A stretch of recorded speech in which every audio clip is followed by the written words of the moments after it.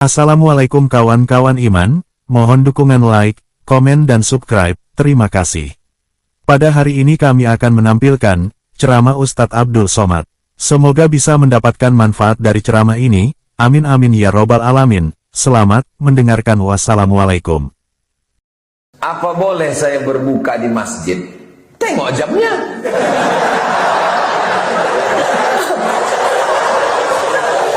Sampai pula jam 6.23 6.23 buka lah. Tapi soalnya sekarang azan ini udah mau buka. Cepat betul. Sekarang ini semua azan ini bunyi azan maghrib, zuhur pun bunyi azan maghrib. Berbuka dia pas tanya, kenapa kau buka? Kata Ustaz Somad, boleh aku buka di masjid. Tengok dulu jamnya. Sedangkan saya masih punya suami dan anak. Kenapa tak buka di rumah? Istri tak boleh keluar rumah. Selangkah keluar rumah kalau tak diizinkan suami, maka dia masuk neraka. Tapi suami saya melarang saya ke masjid, Pak Ustaz. Suami kau Islam? Tidak. Berarti kau berzina selama ini. La ta'ata li makhluqin fi ma'siyatil khaliq. Tidak ada ketaatan kepada suami kalau menyebabkan melawan Allah Subhanahu wa taala. Jangan kau masjid, jangan kau pakai jilbab. Aku tak suka nengok bini bertudung macam nenek-nenek. Aku mau kau buka jilbab kau. Rambut buat macam sarang tawon, cat 3 warna merah, kuning, kelabu. Tidak wajib taat kepada laki Fir'aun, hantu begu ganjang macam ini. Maka nikahkanlah anak, kata Nabi, idza ja'akum man tardawna dinahu wa khuluquhu. Kalau kau mau menikahkan anak, tengok sifat laki itu 2. Yang pertama, din, agamanya bagus. Yang kedua, wa khuluquhu, akhlaknya bagus. Karena banyak orang sekarang akhlaknya bagus, sopan, santun, bercakap pelan. Tinggal di mana? Jalan sendiri. Itu bukan sopan, mau mati. Tapi tak sembahyang. Ada pula sebaliknya, orangnya sembahyang tak tinggal, tapi kasar. Macam Ustaz Somad nih, aku tak kasar. Ini bukan kasar, ini namanya tegas. Saya bisa ceramah ini slow-slow, bisa. Jamaah sekalian, inilah kita naik ke belakang. Siapa tak bisa aku slow-slow nih. Suami itu 2. Laki saya ini Pak Ustadz, ini masih misteri nih. Tapi kalau dia suaminya sudah makan bagus, anak-anaknya diizinkan suaminya, bang, aku ingin betul lah berbuka di masjid itu. Kenapa? Ada bubur menu waktu aku masih kecil dulu. Namanya bubur pedas. Di Medan, Masjid Raya, sampai sekarang ada tradisi makan bubur pedas sampai sekarang. Pas saya makan, kok tak pedas, namanya aja. Orang tu nakut-nakuti, biar awak jangan ikut. Bagus tradisi. Diizinkan sama suaminya. Pergi ke sana ya bang? Pergilah. Bagus. Bang, aku mau pengajian ke masjid. Sore-sore ada pengajian di masjid kita, Masjid Raya. Aku ke sana, anak abang mandikan, pel lantai, bersihkan semua. Iya deh. Kalau ada laki model macam ini, itu insya Allah tak kena azab kubur. Pas mau diazab, kata malaikat, yang ini tak usah. Udah azab tadi, udah.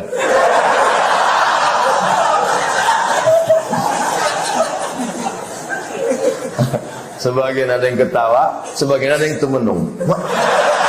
Sama macam aku nasibnya.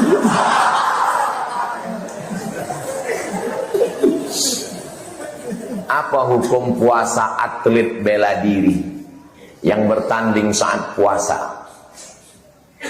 Muhammad Ali bertinju saat puasa, menang. Muhammad Ali, cari Muhammad Ali bertinju sedang puasa, menang. Ini udahlah tak puasa, kalah pula. Apa itu? Pasukan perang Badar melawan kafir musyrik kapan? 17 Ramadan. Tak ada ikhtilaf antar ulama. Yaumal Furqan, yaumal taqal jam'an. Pasukan Mesir mengusir tentara Israel tanggal berapa? Asyir min Ramadan. Diabadikan nama kota di Mesir, 10 Ramadan. Menang. melawan Israel, menang, melawan musyrik, menang. Indonesia kapan merdeka?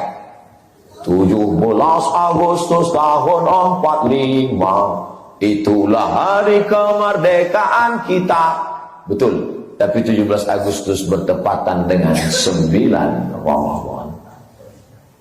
Yang berteriak, yang menggerek bendera, yang menyanyikan Indonesia Raya, orang yang sedang berpuasa. Orang yang berpuasa itu tak takut mati, menggelegar suaranya, serang Belanda. Orang kenyang mana bisa teriak? Serang Belanda.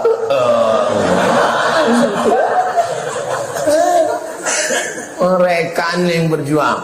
Jadi atlet-atlet bela diri, judo, aikido, silat, taekwondo, sangat berpuasa. Tidak ada alasan untuk membatalkan puasa. Justru dengan berpuasa itu berdatangan pertolongan malaikat-malaikat. Malaikat maut pun datang, cabut nyawa lawan kau. Apakah tak batal karena berkelahi, Pak Ustaz? Atau Ustaz ikut? Ini kan olahraga. Nanti pas mau mukul, agak jadi ya. Ini kan olahraga. Ini banyak orang salah paham gitu lah. Kau pikir kalau udah mengaji, udah pengajian tak boleh ikut balap motor. Pas balap motor, pas mau didulukan, silakan. Ini olahraga. La ilaha illallah Muhammadur Rasulullah. Ini kan sportivitas. Di situ ada nilai. Kalau mukulnya begini, bukan mau membunuh orang. Ini namanya olahraga. Mengolahraga. Raga nih, fisik kita ini diolah dia. Ini banyak juga sekarang TO, tukang olah. Tukang olahraga. Ini olahraga namanya. Bersilat. Silat itu olahraga. Di kampung saya, tempat saya lahir, hari 1 Syawal hari raya, 8 Syawal hari raya pencak silat. Karena onyang kami dulu dikumpulkan ya semua pesilat-pesilat itu untuk nyambung silaturahim. Bersilat, tapi bukan saling membunuh. Sekarang diabadikan sebagai wisata olahraga oleh dinas apa yang bagian olahraga? Dispora menjadikan itu sebagai. Kami setiap seminggu raya balik ke kampung menengok pesilat bertarung. Itu bagian dari olahraga. Kalau anak-anak kita tak diajari bersilat, tak diantar, gimana dunia ini akan datang? Berperang dia, gimana? Pakai pistol tak pandai. Saya semua sebagai panah, sebagai pistol, sebagai ini pandai pistol air aja, itu pun macet-macet. Bagaimana hukumnya ketika ingin sholat berjamaah, ada pekerjaan yang tak bisa ditinggalkan? Apa pekerjaannya? Pekerjaan apa yang tak bisa ditinggalkan? Mau ke toilet Pak Ustaz? Kencing dulu. Tidak boleh sholat dalam keadaan menahan air besar, air kecil. Daripada karpet itu busuk, ajak ketua masjid mengurusnya. Selesaikan dulu semua urusan. Setelah itu barulah pekerjaan Pak Ustaz. Hayya 'alas shalah.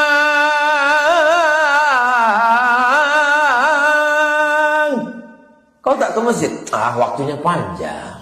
Tapi kalau atasannya yang memanggil, siap. Kau hamba Allah apa hamba atasan? Yang mengasih makan kau siapa? Ini perlu tauhid, jangan sampai rusak tauhid kita kepada Allah Subhanahu wa taala. Ini banyak orang bukan main. Allahu Akbar. Salat asar jam 6. Kata malaikat, kau serius nih? Allahu Akbar. Allah Maha Besar. Gombal. Sebatas mana tanggung jawab saya sebagai ibu sambung? Apa batasan saya anak-anak sambung? Apakah punya hak dalam sebagai ibu sambung? Apakah saya punya hak dalam rumah suami saya, Pak Ustaz? Ibu menikah, lalu kemudian ada rumah, maka ibu tinggal di rumah bersama suami itu. Suami tak boleh mengeluarkan istri sampai dia melakukan nusyuz, durhaka, berselingkuh, na'udzubillah, melakukan perbuatan maksiat. Tak boleh suami mengusir istrinya. Maka dia punya hak di situ. Menikah ibu dengan bapak, begitu selesai akad nikah, mati. maka ibu mendapat 1/4 harta bapak kalau tak ada anak. Berapa harta bapak tuh? 1 miliar. Ibu dapat 250 juta. Oh, banyak juga jatah kami ini Pak Ustaz. Ya, udah gua kasih tahu sekarang. Jaga-jagalah bapak tuh. Kalau ada anak, ibu mendapat 1/8, 125 juta. Itu kalau pakai hukum fikih. Tapi hak ibu sekarang dibantu diperjuangkan oleh KHI, kompilasi hukum Islam. Sebelum jatah itu dikeluarkan, dibagi 2 dulu. Dibagi 2 dulu pencarian bersama sejak nikah sampai meninggal. Apa nama hartanya? Gono gini. Apa artinya? Kau begono, aku begini.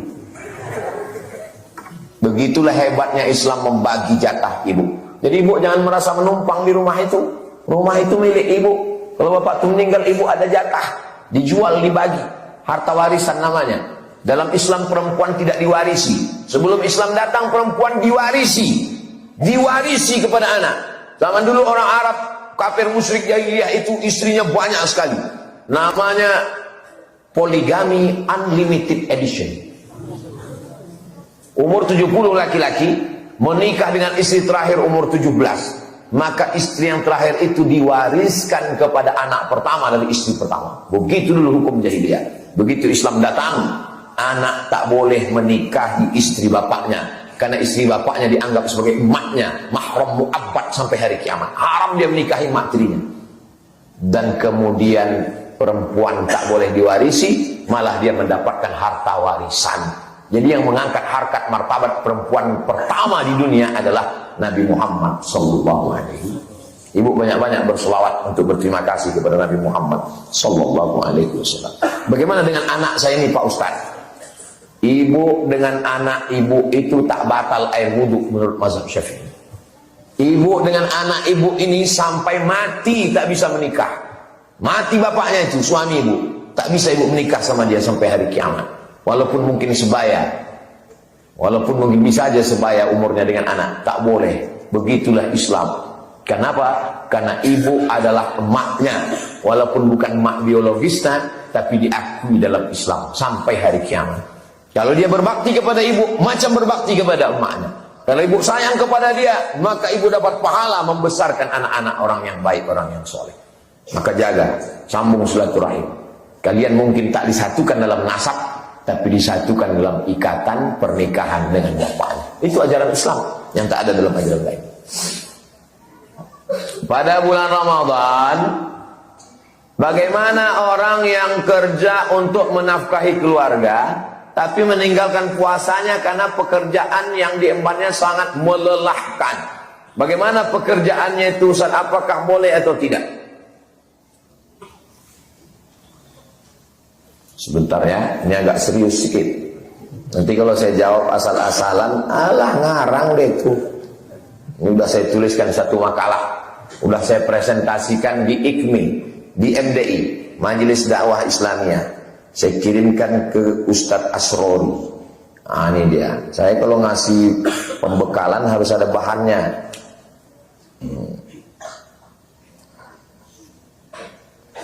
Hilang pula bahan tadi.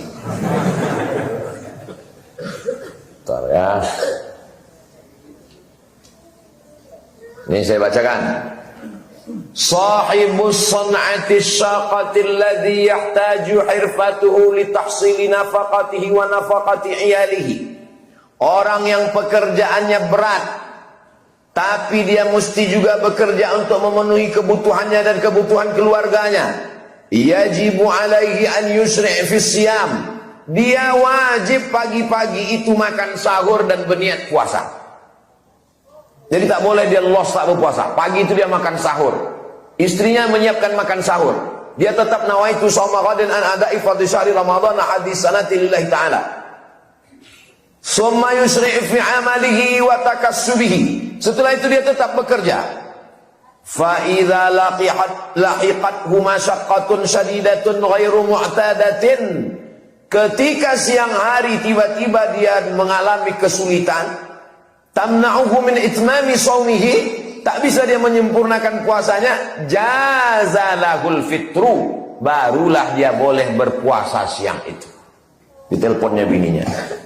Dek, ampaknya abang udah mau mati nih. Bukalah bang, buka. Buka deh. Nanti kembali tak usah kau masak ya. Setiap hari begitu. Mungkin hari itu aja, besok dia nanti. Jadi bukan asal-asalan. Tak usahlah kau masak sahur. Kerjaku berat ini, nampaknya di siang nanti udah mau mati nih. Bukan mau mati, belum mati lagi. Ini Ustaz ambil dari mana ini? Nama kitabnya Al-Fatawa Al-Hindiyah juz 1 208. Lihat juga Hasyiah Ibni Abidin juz 2 420. Wa yulzimuhu qada'uhu, dan puasa yang ditinggalkannya itu wajib dia qada fi mustaqbali ayyamihi, di masa akan datang. Hina yatayassaru lahul qada, ketika dia sudah bisa mengqadanya. Jadi kesimpulannya, bagi saudara-saudara saya yang pekerjaannya berat, menggali tanah ke dalam tambang batu bara, atau pekerjaannya membawa bis truk yang berat panas, maka dia tetap makan sahur, berniat puasa, sampai di tengah hari tak sanggup lagi, barulah dia membatalkan puasanya, dan dia wajib mengqadanya di luar Ramadan. Jelas jawabannya? Jelas. Kalau tak juga jelas, memang bawa injil serapan.